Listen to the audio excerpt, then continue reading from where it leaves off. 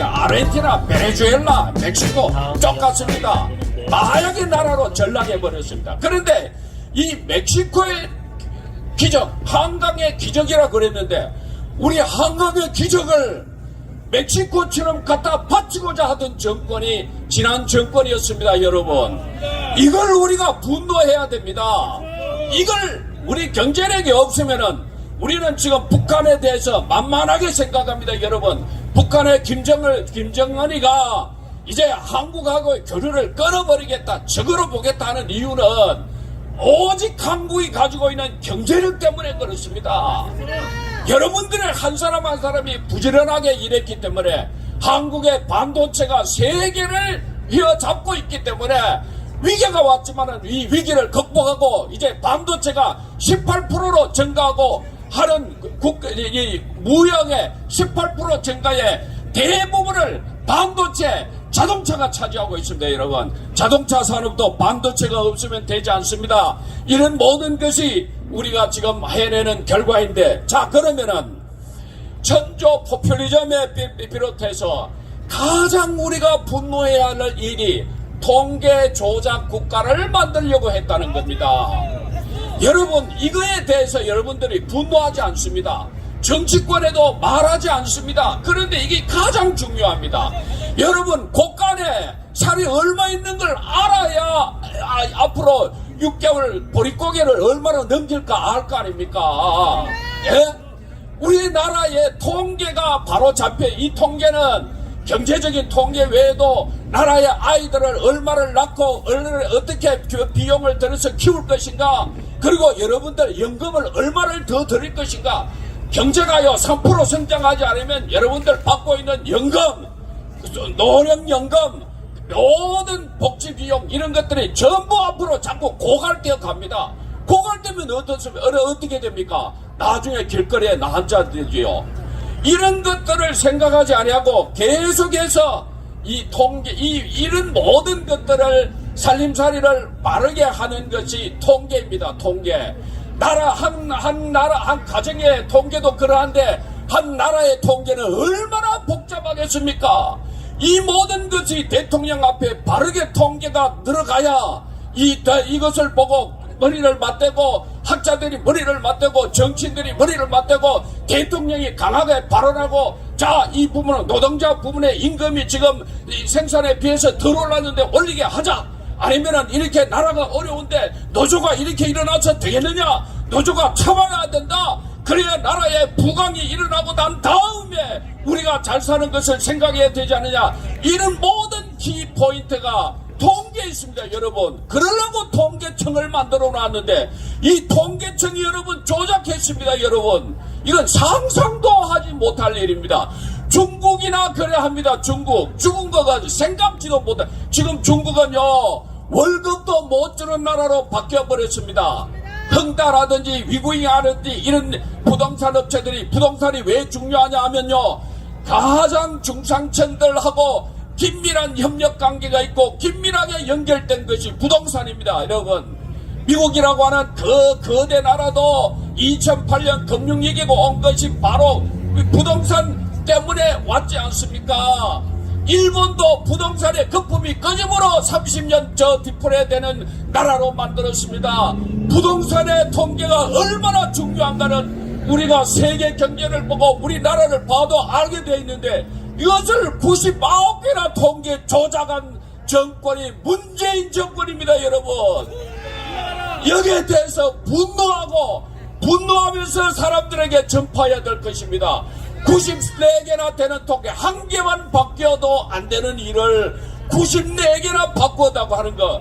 그리고요, 못 사는 사람들 더 잘 살게 만들어준다, 잘 살게 만들어준다 하면서 정권이 퍼주기 시작했는데, 오히려 하위권 20%가 더 못 살게 되었다는 증거가 나왔는데도 이 통계를 조작해서 발표했습니다. 여러분, 우리나라 역대 정권 중에 그래도 가장 안정적으로, 물론 박정희 대통령이 잘했지만은 가장 안정적으로 이 나라를 오늘의 나라로 기쳐놓은 것이 전두환 대통령 정권 시대입니다. 저와 같은 경제학자는 압니다. 여러분, 40년 학생을 가르치고 경제를 연구하고 말이죠.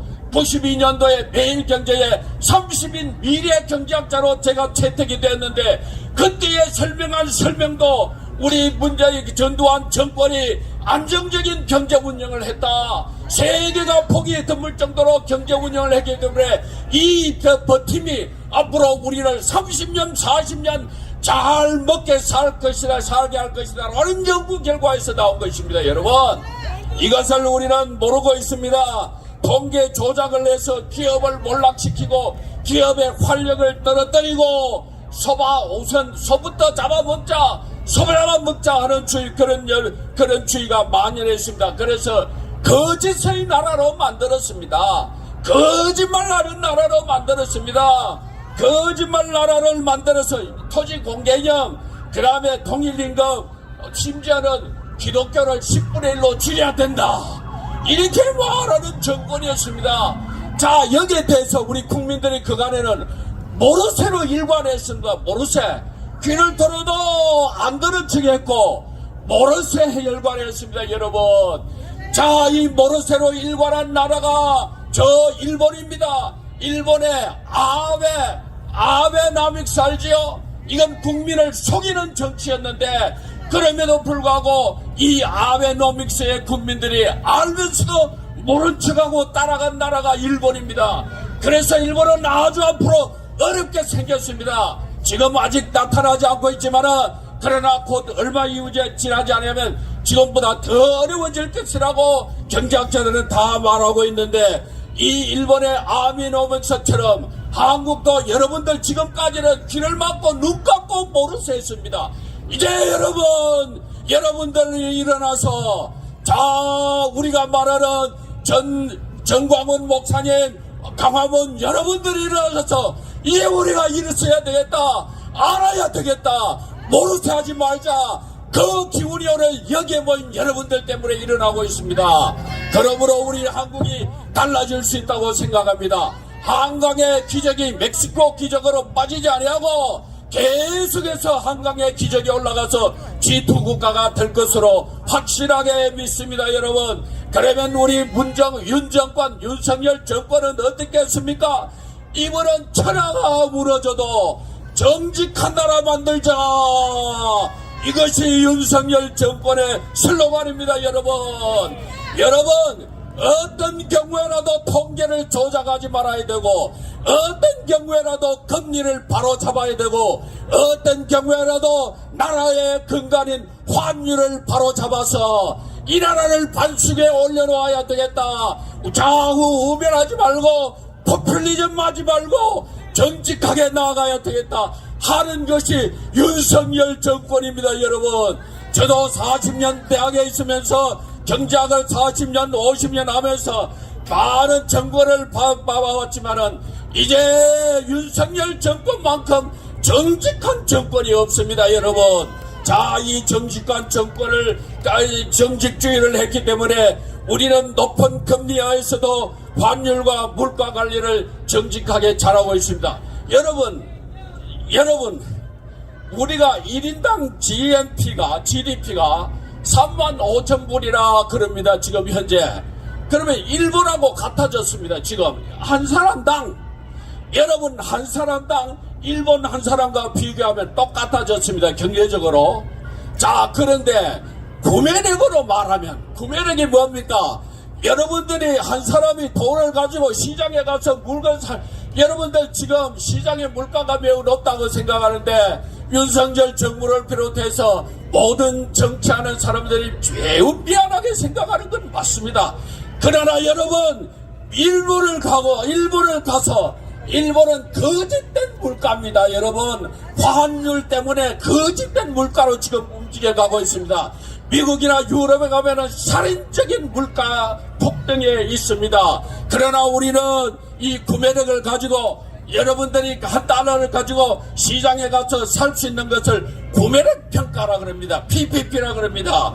이 PPP를 계산해 보면은요, 이것이 윤석열 정부가 정직한 환율을 관리하고 정직한 금리를 활용하고 정직한 국민이 되도록 포퓰리즘 하지 아니하고 적재 조세의 우선순위를 정해서 그 우선순위에 따라서 재정 지출을 하기 때문에 여러분 이 나라가 뭔데 한전이 계속 적자를 하면서 한전에서 전기 비용을 전기료를 그만큼 인상하면서 한전 공대를 세운다 말이나 됩니까 여러분?